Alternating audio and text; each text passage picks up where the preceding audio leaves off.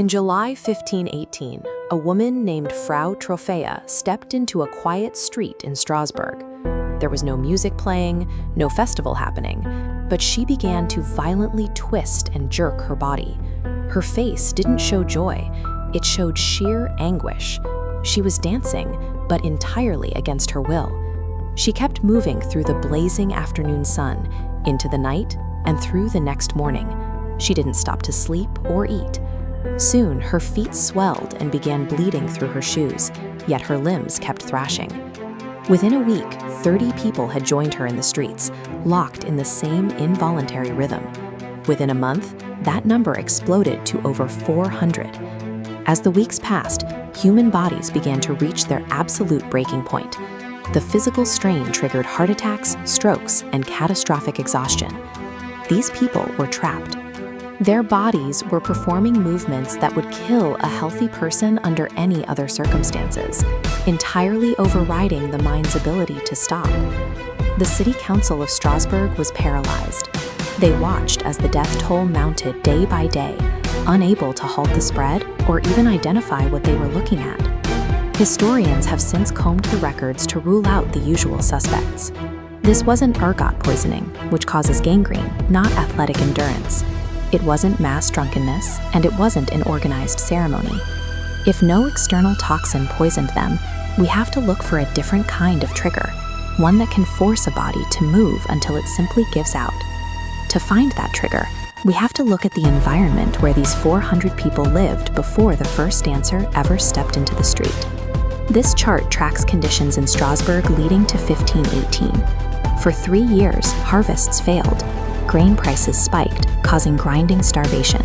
Right on top of those peaks, bubonic plague swept the region, followed by the devastating arrival of syphilis. Living through 3 years of famine, plague, and constant loss created a state of relentless, high-level alarm. By the time the dancing began, the community's collective nervous system was already standing on a knife's edge. The city's physicians examined the dancers and reached a confident but catastrophic conclusion. They diagnosed the condition as hot blood, an overheating of the internal humors, and declared the only cure was to sweat the fever out by dancing even harder. The city council mobilized. They cleared out the guild halls and built massive wooden stages in the city center. They even hired professional drummers and pipers to provide a continuous beat and play alongside the afflicted. This institutional response acted as a psychological accelerant. The presence of the stages and the constant driving rhythm of the music gave the hysteria a formal structure, drawing hundreds more into the feedback loop. The government's attempt to manage the phenomenon inadvertently fueled it. It shows how mass psychological events depend on social permission. Once the city built the stage, the epidemic reached its peak. By late August, the authorities finally abandoned the medical approach. The dancers were loaded onto wagons and transported out of the city to a quiet, isolated mountaintop shrine dedicated to St. Vitus. At the shrine, the sensory environment changed. The drums and the watching crowds were gone. The dancers' feet were wrapped in red shoes, and they were led through a series of quiet, solemn rituals. Slowly, the twitching stopped. By removing the victims from the frantic energy of the city and the attention of the audience, the authorities inadvertently starved the psychological feedback loop of the fuel it needed to continue. Modern medical historians have identified what likely happened in Strasbourg as mass psychogenic illness. When the brain is subjected to extreme, inescapable trauma, systems responsible for high-level cognition and conscious control overload. When the conscious mind reaches its limit, the nervous system reroutes pressure into involuntary motor functions. The stress must go somewhere, expressing itself through movement. The choreomaniacs were not performers. Their bodies were executing a genuine, uncontrollable neurological failsafe, a way for the brain to process total mental collapse by turning it into physical action.